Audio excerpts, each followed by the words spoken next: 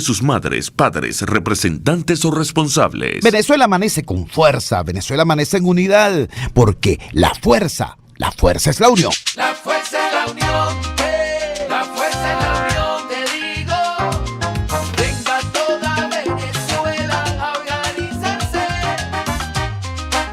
La fuerza es la unión, la fuerza es la unión. Y a poner tu granito de arena, dale por Venezuela. Actívate, en la unión está la fuerza. Por eso te digo que la fuerza es la unión. Muy buenos días, Venezuela. Bienvenidos todos a este su espacio. La Fuerza es la Unión, una tribuna abierta de la sociedad democrática venezolana para compartir con todos ustedes, más allá de cualquier distingo puntual, partidista o ideológico, la angustia, la preocupación, la justa indignación por lo que ocurre en nuestro país y también la certeza, la confianza, la esperanza de que trabajando juntos, de que remando unidos en la misma dirección, seremos capaces de construir la Venezuela de trabajo y de respeto, la Venezuela con alimentos y con medicinas, la Venezuela con democracia y con libertad, que todos necesitamos y que ciertamente todos merecemos. Larga la noche de este 3 de noviembre. Larga la madrugada entre el 3 y el miércoles 4 de noviembre por efecto de las elecciones presidenciales, tal y como estaba pronosticado por casi todas las encuestadoras. Hay un resultado extremadamente cerrado entre el presidente norteamericano Donald Trump y el aspirante del Partido Demócrata Joe Biden.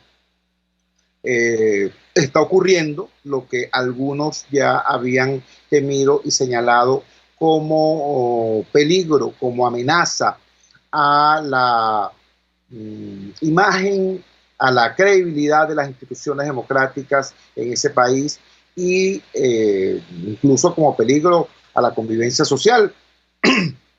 Recordarán ustedes que ayer nosotros reportamos los cables, los despachos de las agencias internacionales señalando que había una buena cantidad de comerciantes en Washington, en Nueva York, en otras importantes ciudades norteamericanas, protegiendo las entradas a sus negocios, las ventanas, las puertas, con madera, con tablas, con diversos materiales, como cuando se avecina un huracán, o como cuando se avecina en esas latitudes un huracán, porque preveían esos ciudadanos la posibilidad de disturbios tras los resultados electorales. No estamos hablando de un país africano, no estamos hablando de un polarizado país latinoamericano, estamos hablando de los Estados Unidos de Norteamérica. Pues bien, la situación que algunos temían, en efecto, se está produciendo. Comparto con ustedes un titular de Reuters en esta madrugada del miércoles 4 de noviembre. Sin resultados oficiales aún, Trump dice que se anotó una gran victoria y acusa a los demócratas de tratar de robar la elección.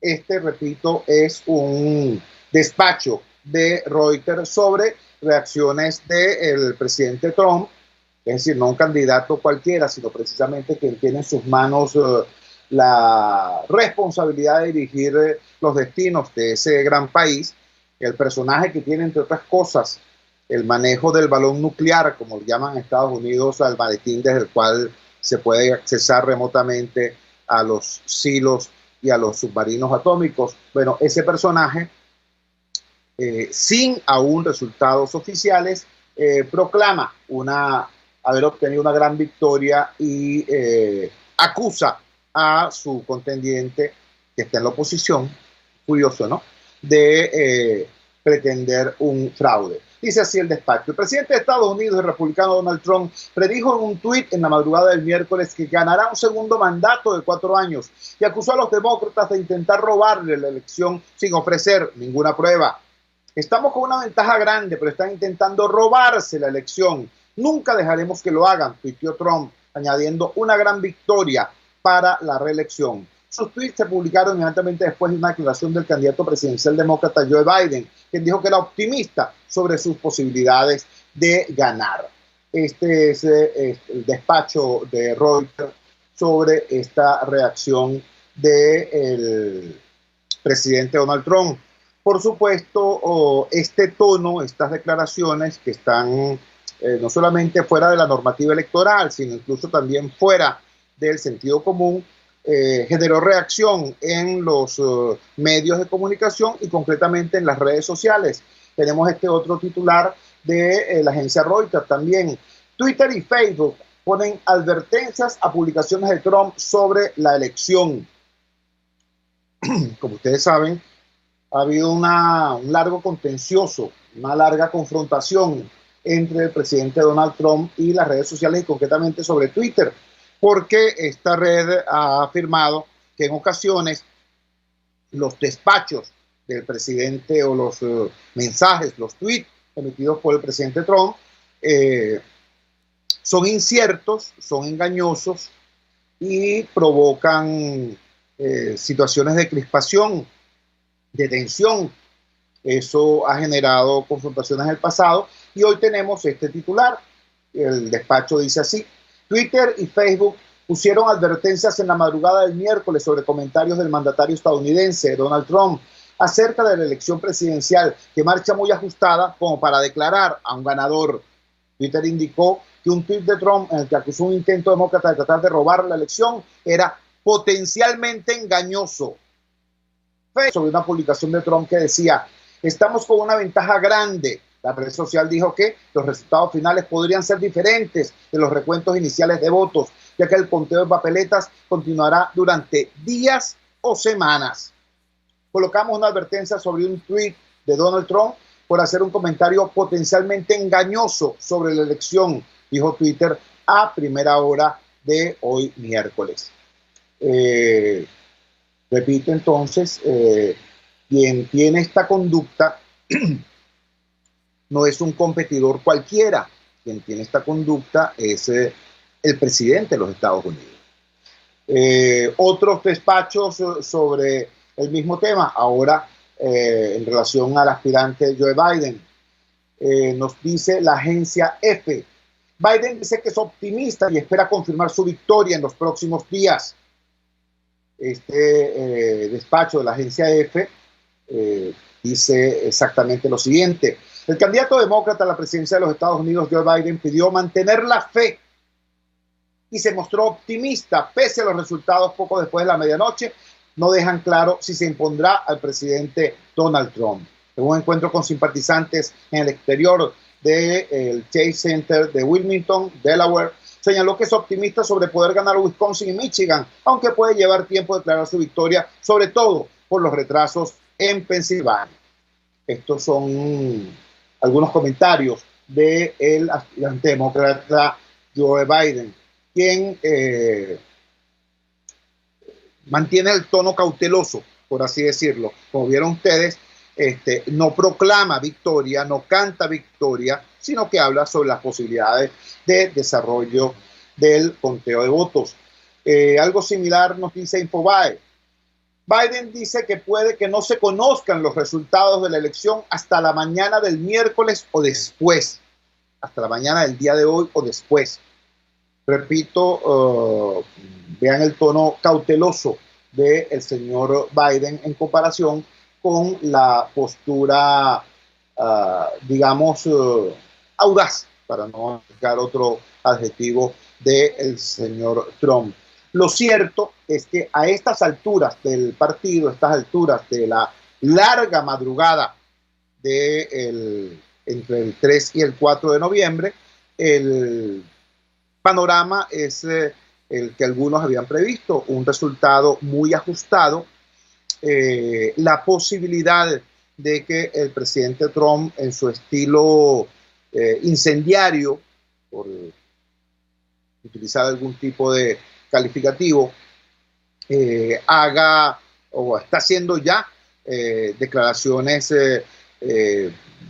sobre los resultados finales de un proceso que todo el mundo sabía que iba a ser largo el reconteo de votos. ¿Por qué?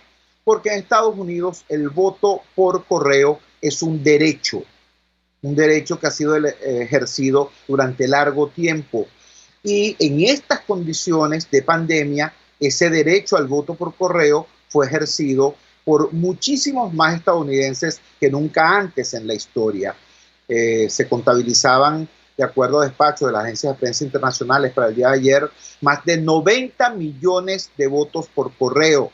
En muchísimos estados de los Estados Unidos, el voto por correo solo se abre, solo se escruta después que se cierra la votación presencial. Y esto es algo absolutamente lógico. Si se conociera el resultado del voto por correo antes del cierre de las urnas, este resultado podría influenciar la voluntad, la intención de voto de aquellos que aún están por ejercer el sufragio. Por esa razón, repito, no solamente legal, sino lógica, el voto por correo se abre, se escruta únicamente después del cierre de las votaciones presenciales. Eso quiere decir que muy probablemente en sana lógica operativa, logística, el resultado real de estas elecciones podría saberse horas o días incluso después de haber terminado la votación presencial del 3 de noviembre. Eso lo sabe todo el mundo, eso lo sabe Donald Trump. El presidente Trump tenía tiempo advirtiendo, señalando, acusando, un poco al estilo de los mandatarios venezolanos, siempre sin pruebas, la posibilidad de un fraude. En este momento hay una situación compleja en Estados Unidos porque hay un candidato muy importante, nada más y nada menos que el presidente en ejercicio, planteando la situación en los siguientes términos. Si gano yo, la elección es buena. Si pierdo yo, es que hubo fraude. Repito, hay 90 millones de votos por escrutar. El proceso ha arrojado un resultado muy estrecho. Podría ser ganador Donald Trump, podría ser ganador Joe Biden. En todo caso, el mundo asiste en suspenso, con la respiración contenida, a un proceso de esta naturaleza en uno de los países más poderosos del planeta, un país que ejerce un liderazgo legítimo en el llamado mundo libre y que ejerce una influencia muy importante sobre lo que ocurra en el hemisferio, en el mundo occidental y concretamente en nuestra región latinoamericana.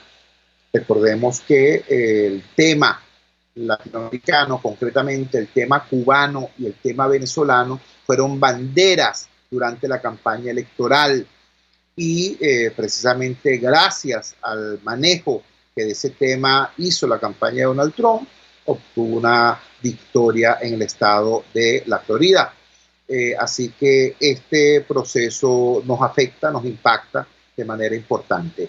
Vamos a la siguiente pausa comercial y ya regresamos con muchísimo más de La Fuerza. La fuerza es la unión. Usted escucha Unidad, la fuerza es la unión, con Chuo Torrealba por RCR 750 AM. En la crisis se encuentran las oportunidades. Aquí en Sin Estrés se las mostramos con invitados especiales que nos regalan sus experiencias por una Venezuela mejor. Cada tarde, de lunes a viernes a las 3, desde el emprendimiento, la educación, la salud y el entretenimiento. Por nuestra calidad de vida se nos hace necesario tomar un respiro del agobio diario, dedicar unos minutos a la salud mental y emocional para vivir sin estrés. Sin Estrés, de lunes a viernes a las 3 de la tarde por RCR 750, la radio que se ve. Opinión, ideas en debate. Usted escucha a Chuo Torrealba en Unidad, la fuerza es la unión, por RCR. Vamos a La Fuerza es la unión y creo que es importante que ubiquemos el contexto en profundidad de la información que manejamos en el primer segmento del programa. Un resultado ajustado en las elecciones norteamericanas, un candidato presidente cantando victoria adelantada y señalando que de no concretarse esa victoria que ha cantado de manera adelantada, cantaría fraude y recurriría al Tribunal Supremo de Estados Unidos. Tribunal donde, por cierto, su gobierno y la mayoría republicana en el Senado acaba de variar la correlación de fuerzas al imponer una juez conservadora en sustitución de una recién fallecida jueza de tendencia liberal y demócrata. Entonces, entiéndase más o menos lo complejo, lo delicado de lo que está ocurriendo. Creo que nos podría orientar para entender lo que está pasando un despacho de la BBC de Londres del día de ayer. Dice así: elecciones en Estados Unidos. ¿Cuándo sabremos el resultado de la contienda y por qué puede ser tan disputado? Millones de estadounidenses votaron esta vez por correo debido a la pandemia de coronavirus, lo que significa que es muy probable que el recuento de votos se retrase. ¿Cuándo se suele conocer el resultado de las elecciones estadounidenses? El resultado de las elecciones se suele anunciar la noche del día de las elecciones, que este año fue el martes 3 de noviembre. Después del cierre de las urnas, se procede al conteo de votos en cada estado. Los principales medios de comunicación estadounidenses suelen declarar la victoria de un estado cuando creen que un candidato tiene una ventaja definitiva. Pero eso es una predicción y no el resultado final. Lo mismo ocurre cuando los medios declaran ganador a nivel nacional. Los presidentes de Estados Unidos no se deciden por el total de la votación popular a nivel nacional, sino a través de un colegio electoral. Cada estado tiene una cierta cantidad de votos electorales que se lleva por completo el ganador en ese territorio. El número de votos electorales de cada estado se basa en la población del mismo.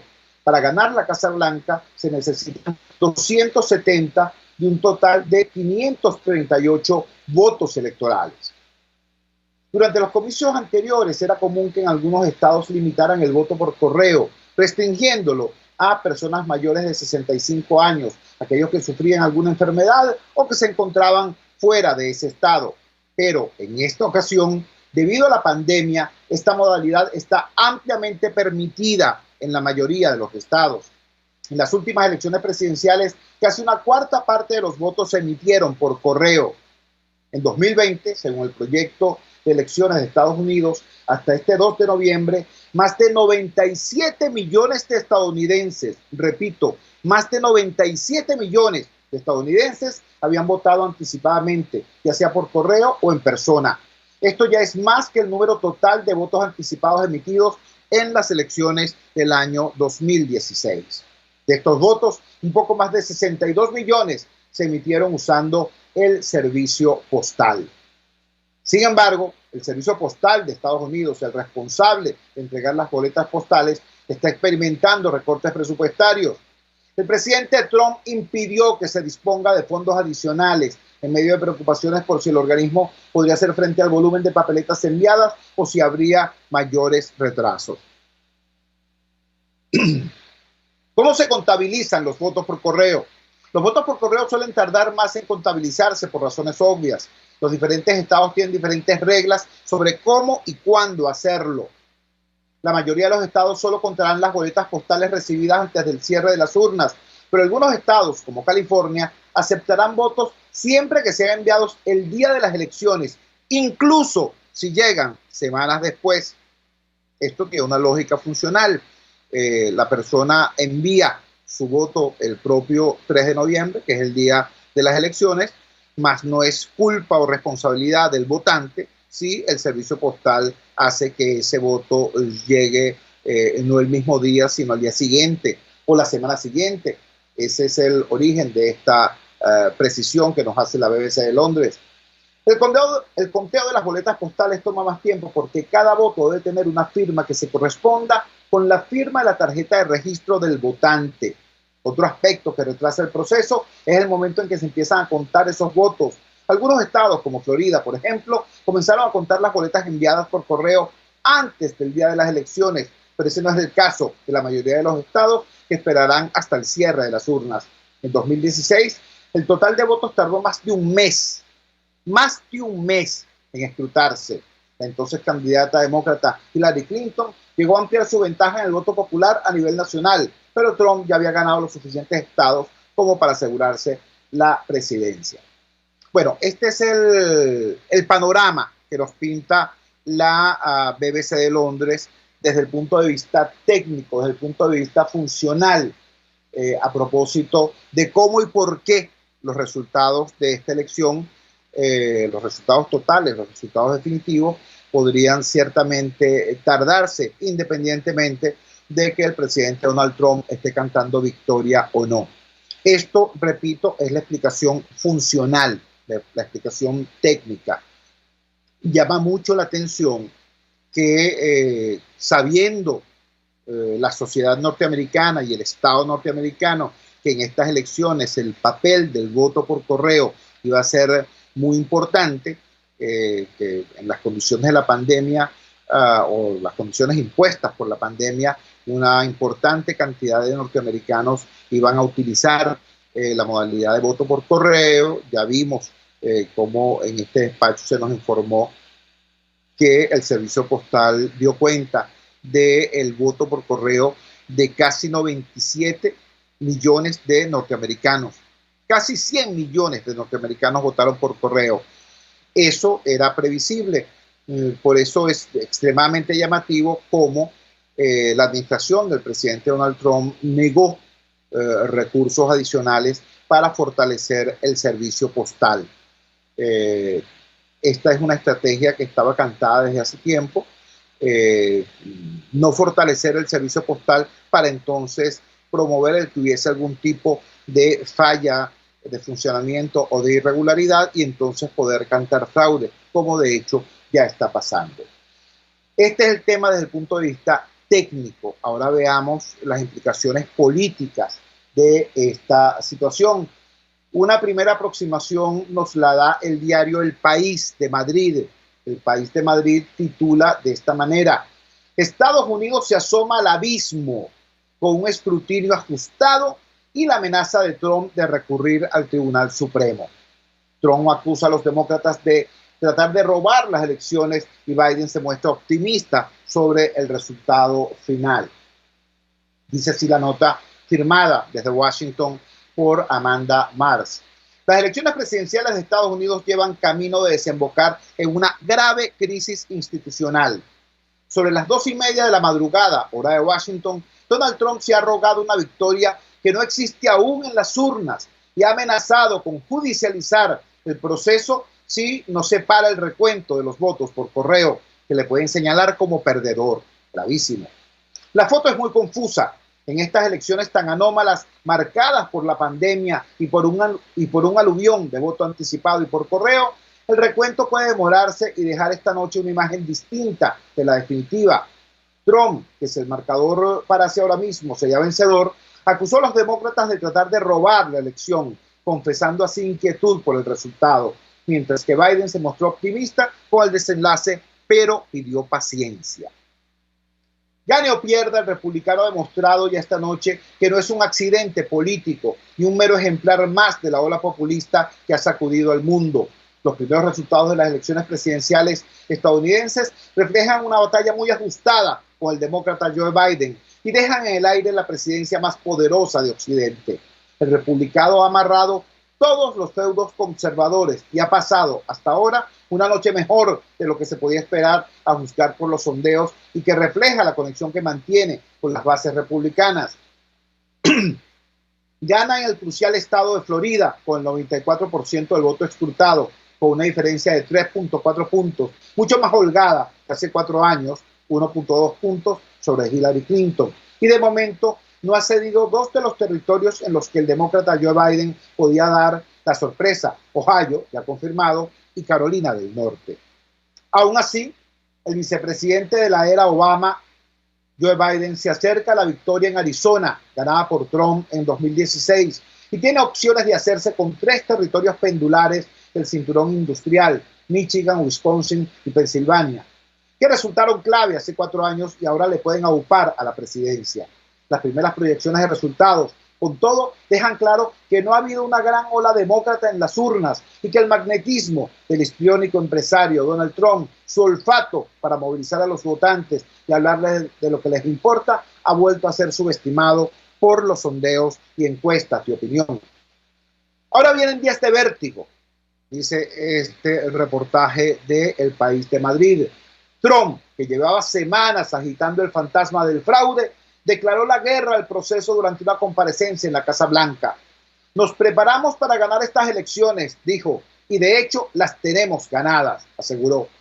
Calificó de fraude enorme la demora del recuento del voto por correo y avanzó que llevaría el pleito hasta el Tribunal Supremo, con la mayoría conservadora recién reforzada.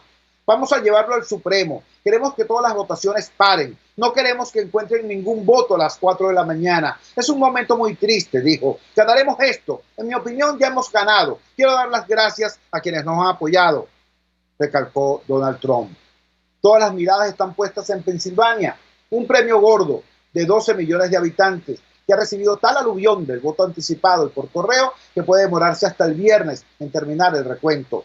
Cada estado tiene sus propias reglas y en las autoridades contarán todos los votos por correo que lleguen hasta 3 días después de la elección, siempre y cuando estén timbrados antes del día D, es decir, antes del 3 de noviembre.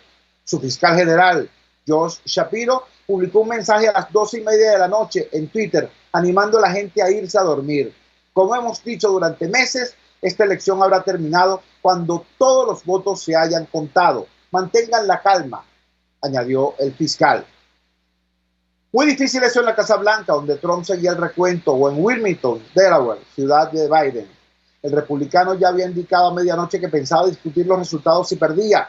Estamos yendo muy para arriba, dijo, pero están intentando robar la elección. Jamás le permitiremos que lo hagan. No se puede votar después de que las urnas hayan cerrado.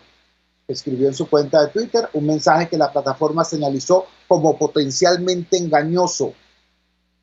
Prácticamente al mismo tiempo, Biden se dirigió a los estadounidenses acompañado de su esposa, Jill. Se va a tardar en contar los votos, pero vamos a ganar en Pensilvania. Tenemos que ser pacientes para que acabe el recuento. Seguimos en la pelea en Georgia. Nos sentimos muy bien sobre Wisconsin y Michigan. Creemos que estamos en el camino de la victoria. Vamos a ganar esto. Mantengo la fe, dijo. Estados Unidos ha celebrado sus elecciones más trascendentales de la historia reciente en medio de una grave crisis sanitaria, económica y social. Los dispositivos de seguridad desplegados estos días en las grandes ciudades por las autoridades y por los ciudadanos de a pie, temerosos de la violencia, dan cuenta del clima de tensión. Trump acaba de añadir las acusaciones de fraude y pone a este país tan orgulloso de sus transiciones pacíficas de poder ante un nuevo desafío. La última vez que el Supremo tuvo que resolver una elección presidencial fue en el año 2000, a cuenta del diseño defectuoso de unas papeletas en Palm Beach, un condado de Florida.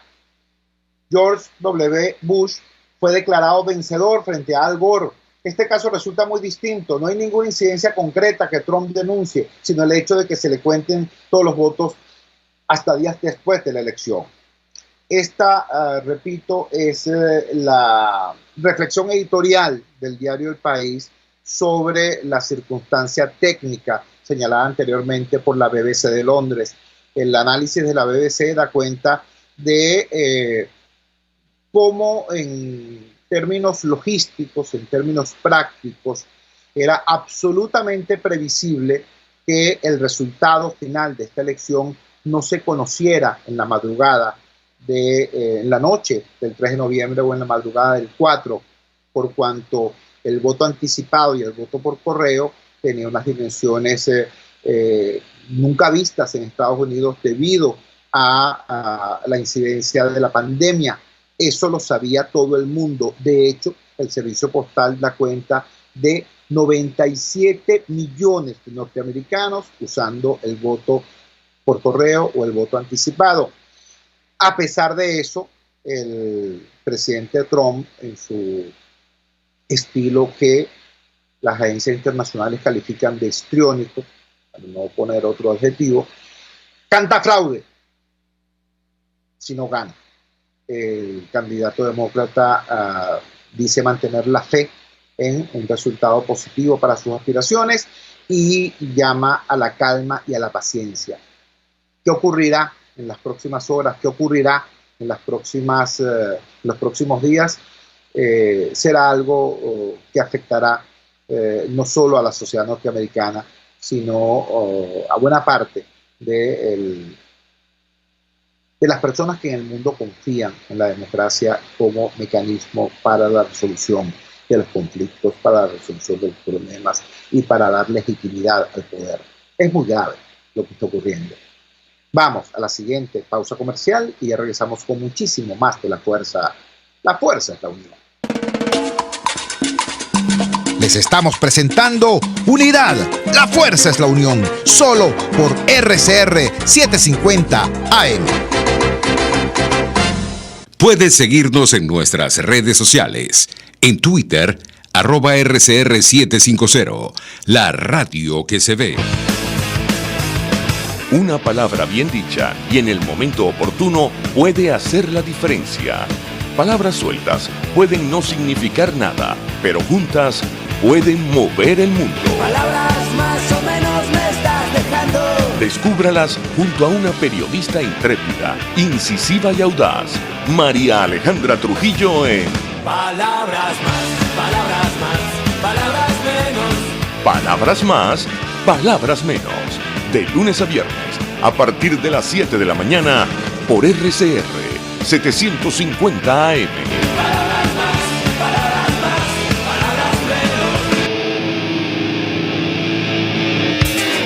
En la crisis se encuentran las oportunidades. Aquí en Sin Estrés se las mostramos con invitados especiales que nos regalan sus experiencias por una Venezuela mejor.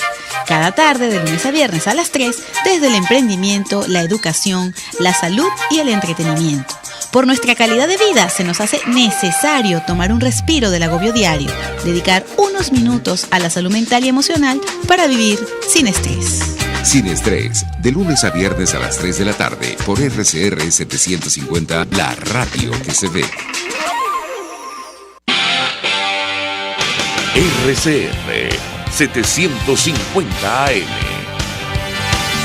Porque lo bueno une.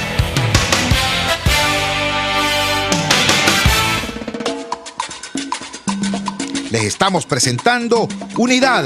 La Fuerza es la unión. Solo por RCR 750 AM.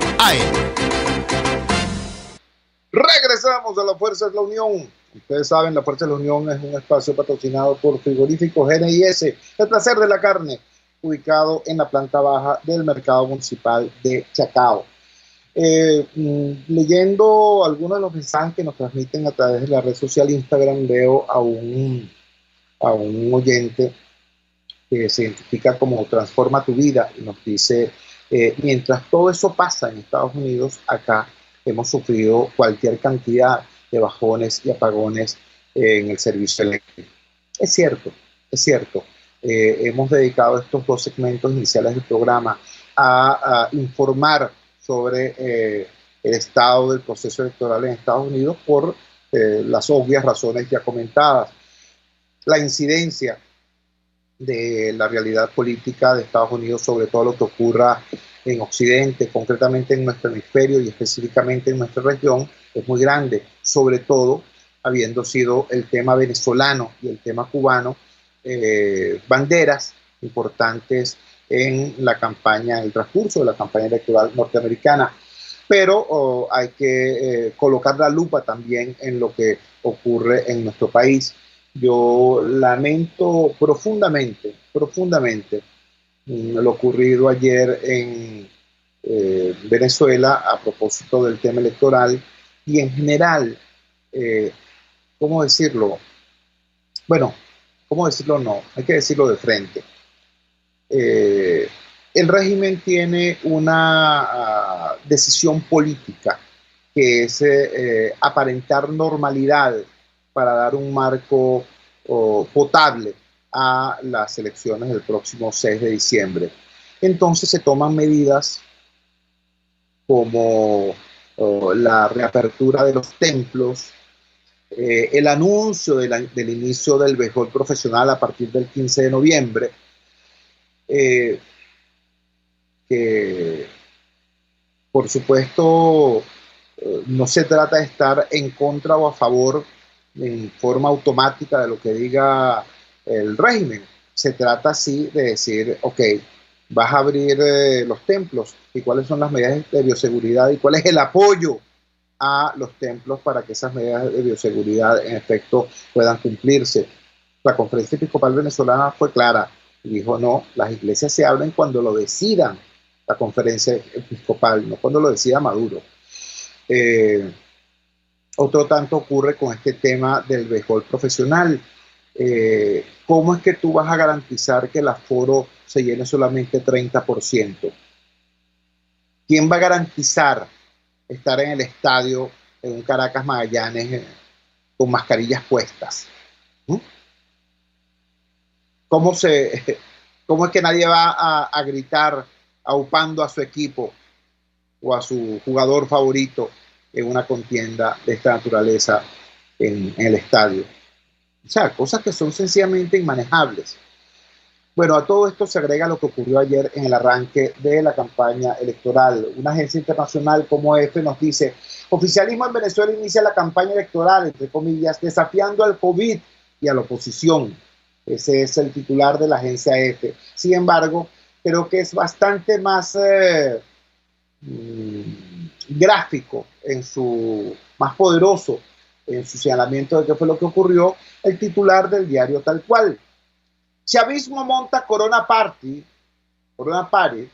cerca del Consejo Nacional Electoral para iniciar campaña electoral. Corona Party es la expresión en inglés para hablar de fiesta del coronavirus, ¿no? Como la que ocurrió en Los Roques, como la que ocurrió aquí en Los Naranjos. Celebraciones imprudentes que en algún momento fueron incluso perseguidas por la policía. Bueno, así titula el diario Tal Cual. Chavismo monta fiesta de coronavirus cerca del CNE para iniciar campaña electoral. El texto dice así: en el mitin de inicio de la campaña electoral del chavismo, las medidas sanitarias y de bioseguridad quedaron en el olvido, pese a los llamados del ente rector a respetarlas. Hubo multitud de personas y todo menos el distanciamiento físico que ha recomendado aplicar la Organización Mundial de la Salud, la Organización Panamericana de la Salud y el propio gobierno de Maduro.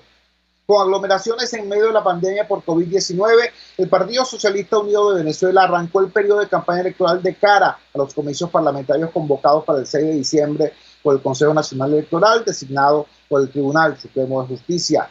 En Caracas, el acto de inicio del periodo de campaña electoral se realizó en la Plaza Diego Ibarra, ubicada al lado del Poder Electoral. En el mitin, las medidas sanitarias y de bioseguridad quedaron en el olvido pese a los llamados del ente rector. Hubo multitud de personas y hubo de todo menos prudencia en el manejo de la situación. Este acto electoral fue transmitido en vivo y directo por Venezolana de Televisión, en una nueva demostración del uso de los recursos del Estado para favorecer al partido de Maduro. El candidato a diputado y también jefe de campaña, una vez más fustigó a la oposición que lidera el presidente del Parlamento, Juan Guaidó. Nos estamos refiriendo a Jorge Rodríguez. Reiteró la tesis de que la crisis en la que se encuentra el país fue provocada por las sanciones que ha impuesto la administración estadounidense contra los funcionarios que conforman la cúpula del régimen de Maduro. Comienzan a sonar las campanas del fin de una era peligrosa, dijo Rodríguez. Se pasaron estos bichitos, se les fue la mano, no se tuvieron en crueldad, no se tuvieron el maltrato. Ellos pedían a la administración de Trump contra Venezuela y que estas eran para unos pocos, y aquí está todo el pueblo sufriendo las sanciones, dijo. Bueno, esto es parte, repito, de lo afirmado por el jefe de la campaña pesudista y candidato a diputado Jorge Rodríguez en el contexto de este acto que, repito, constituye una demostración de imprudencia, de falta de sentido común, de falta de respeto a la realidad sanitaria que tiene el país. Pero no fue esta la única información destacada en el día de ayer. Desde el punto de vista nacional, también tenemos las siguientes. Mueren otros 3 médicos por COVID-19 en Táchira, Guárico y Carabobo. Este es un titular de efecto Cocuyo. Nos dice también la gente de La Patilla: confirman muerte del segundo comandante de la SODI Guárico tras presentar síntomas de COVID-19. Repito, mientras estas informaciones están ocurriendo, mientras tenemos conocimiento de nuevas víctimas fatales por la pandemia no solamente en el ámbito ciudadano, no solamente en el ámbito de los trabajadores de la salud, sino incluso dentro del ámbito de los aparatos de seguridad del Estado, el gobierno convoca un meeting en pleno corazón de Caracas sin ninguna medida de seguridad. Otras informaciones destacadas en esta madrugada del miércoles 4 de noviembre. Creo que la más importante en realidad es la nota que hace el diario Tal Cual a propósito de la actividad que ya había sido anunciada en este programa por Luis Cano. Recuerden ustedes aquella entrevista que le hicimos a Luis Cano, el presidente del Frente de Defensa de los Jubilados y Pensionados. Él había anunciado que para hoy va a haber una movilización desde la maternidad Concepción Palacios en la avenida San Martín hasta la Plaza Caracas en el centro de la ciudad. A eso se refiere precisamente este titular. Trabajadores de la salud y la educación convocan marcha en Caracas este 4 de noviembre. Ilustra esta información la gente de Tal Cual con una fotografía en la que aparece precisamente el dirigente Pablo Zambrano de la Intersectorial de Trabajadores de Venezuela. Bajo la consigna del 4 para la calle otra vez, desde la Federación Venezolana de Maestros se unieron a esta convocatoria con la que buscan que el gremio de maestros se incorpore al llamado a marchar por un salario digno, por equipos de bioseguridad, por el futuro y por la recuperación de los centros de salud. Estos son algunos de los motivos por los que los trabajadores sanitarios saldrán a protestar el próximo miércoles 4 de noviembre en la ciudad de Caracas. La Gran Marcha de Caracas es una iniciativa impulsada desde la Federación de Trabajadores de la Salud, FETRASalud, el Colegio de Bioanalistas, la Organización Médicos Unidos por Venezuela y otros gremios que representan a los trabajadores sanitarios. La convocatoria es para hoy miércoles a las 9 de la mañana a las afueras de la maternidad Concepción Palacios, donde se concentrarán para posteriormente marchar hasta Plaza Caracas, en pleno centro de la ciudad, y donde está ubicada la sede principal del Ministerio de Salud, así como del Ministerio del Trabajo. Carecemos de tapabocas, guantes, las batas y toda la indumentaria necesaria para prestar un servicio adecuado. Hemos visto cómo han muerto más de 230 trabajadores del sector salud debido a la falta de protección, dijo Pablo Zambrano, secretario ejecutivo de FETRASalud, al recordar a los trabajadores víctimas de la pandemia generada por la enfermedad de COVID-19 y al hacer este llamado a protestar.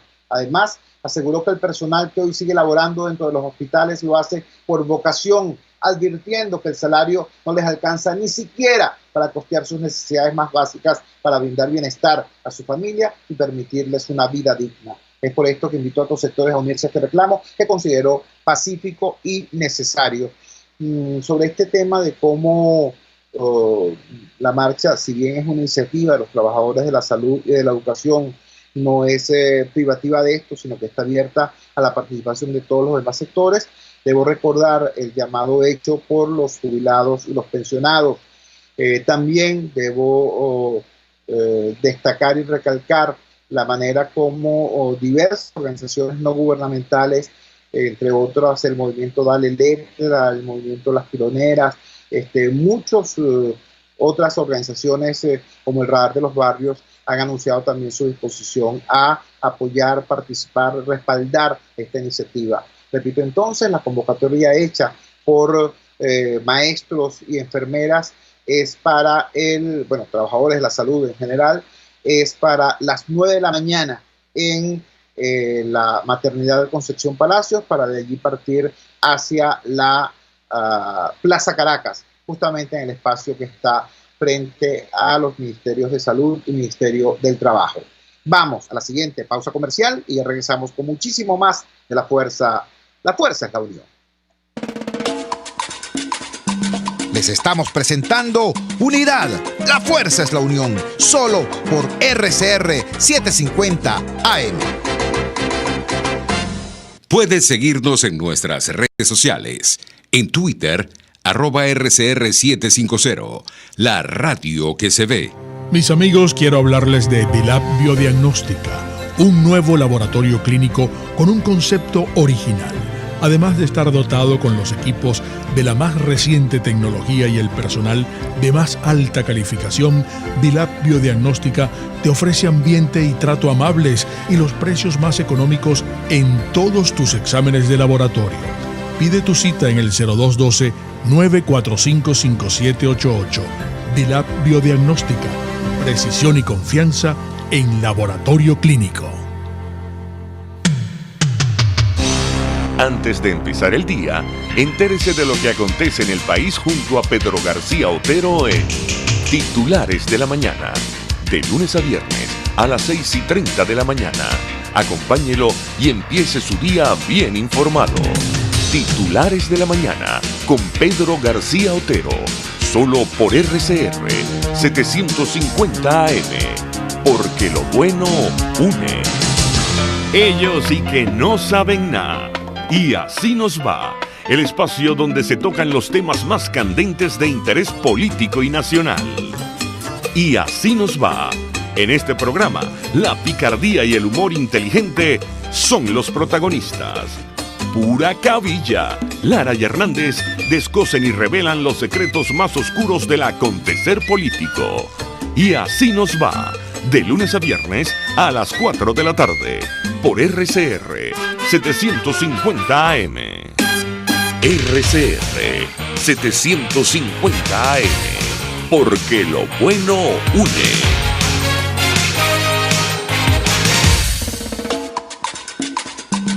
Amanece con la fuerza de un país que quiere cambio. Chuo Torrealba está al aire en Unidad. La fuerza es la unión. 482-9750 y @Chuo Torrealba por RCR. Regresamos a La Fuerza es la Unión. Lo hacemos dando cuenta de una denuncia muy grave hecha el día de ayer por un diputado de nuestra Asamblea Nacional.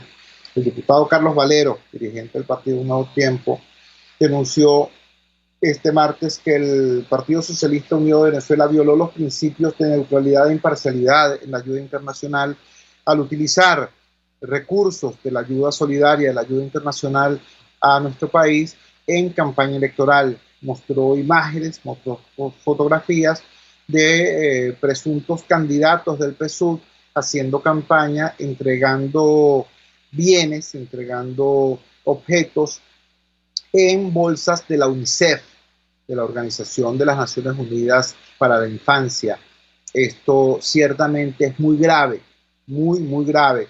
Es preciso reconocer, como lo hace la gente de Radio Fe y Alegría, que desafortunadamente en su denuncia el diputado no dice exactamente en qué fecha fueron tomadas esas fotografías ni en qué lugar, lo cual debilita la denuncia y hace esperar que en una posterior declaración el parlamentario haga una precisión mayor. Pero, repito, la sola imagen ya es extremadamente grave. Quiero también compartir con ustedes un trabajo que hice con la firma de los periodistas Patricia Laya y Alex Vázquez, de los periodistas venezolanos Patricia Laya y Alex Vázquez, publica la agencia Bloomberg. Dice así: mientras venezolanos mueren de hambre, crece una economía de lujo. El texto dice lo siguiente, hace referencia a una imagen donde dos hermosas jóvenes están disfrutando despreocupadas en una piscina. Las dos jóvenes se meten en una piscina bañada por el sol con sus cabezas hacia atrás en una risa despreocupada mientras vierten un licor sobre el helado de mango y el agua que las rodea. La imagen es parte de una fastuosa campaña publicitaria en Instagram. Es el epítome de la opulencia hedonista, o al menos lo es en Caracas, Venezuela, ciudad profundamente empobrecida en la que esta campaña se publicó. Y sin embargo, la disonancia entre el anuncio y la sombría realidad del país parece no molestar a nadie en los comentarios, donde la heladería respectiva que vende helados con alcohol recibe emojis en forma de corazón. A medida que la pandemia avanza a nivel mundial, aumentando la brecha entre ricos y pobres, puede que no haya un ejemplo más claro de desigualdad que Venezuela, donde el presidente Nicolás Maduro ha reforzado su dominio del poder, fomentando una dolarización darwiniana bajo cuarentena. La poderosa industria petrolera del país se ha desmoronado. Apenas hay disponibilidad de agua, electricidad y gasolina, y el hambre roe a vastos segmentos de la población. La última encuesta realizada por las principales universidades del país muestra que 4 de cada 5 venezolanos no pudieron comprar la canasta básica de alimentos el año pasado. Mientras tanto, exclusivos vecindarios de Caracas tienen una docena de nuevos servicios de entrega y llevan a sus puertas desde tazones de salmón trufado hasta cigarrillos electrónicos y pasteles de cumpleaños sin gluten por un costo de hasta $50 norteamericanos. El gobierno ya no acosa al pequeño sector privado y deja avanzar la dolarización, observó Omar Zambrano, economista. En este ambiente ha surgido una burbuja de bienestar que reduce la presión política de tener que mantener una economía que pueda abastecer en lo mínimo, especialmente con las sanciones de Estados Unidos, dijo. Ha ingresado más de $2.000 millones, parte de ellos vinculados a las empresas de lujo y otros, no relacionadas con los bebedores de licores exclusivos. Corresponden a remesas de 5 millones de venezolanos que huyeron del colapso mucho antes del virus. Los dólares han creado una realidad separada y surrealista, dado que la economía nacional se ha contraído un 65% desde 2015 hasta el año pasado y un 20% este año. Las empresas basadas en dólares están prosperando. Lo que comenzó el año pasado como pequeñas tiendas de lujo con algunos productos importados se ha convertido en emporios de varios pisos. Lo que alguna vez fue una dolorosa escasez de papel higiénico y azúcar se ha convertido en un sinfín de opciones para aquellos que pueden pagarlas. En el sureste de Caracas se consigue St. Adams Oktoberfest a $2.45 por botella. El queso manchego español La Cueva del Abuelo a $12 por 150 gramos. Un panqueto con semillas por $20 y Omaha Sticks, que incluye un solomillo de 1 libra, por $23 americanos. Antes, el mayor problema era la escasez, dice Risa Grace Tergo, analista de Eurasia Group. Las personas que no tienen acceso a dólares siguen sufriendo, pero para aquellos con dólares, esto ha sido un gran impulsor de la estabilidad. Siguen otras consideraciones de este reportaje de Bloomberg, firmado por los periodistas Patricia Laya y Alex Vázquez. Por supuesto que este señalamiento no es en contra de aquel sector de venezolanos que se han arriesgado y han generado emprendimientos y han abierto establecimientos desafiando la crisis y de alguna manera también produciendo empleo y prestando servicios. No se trata de eso.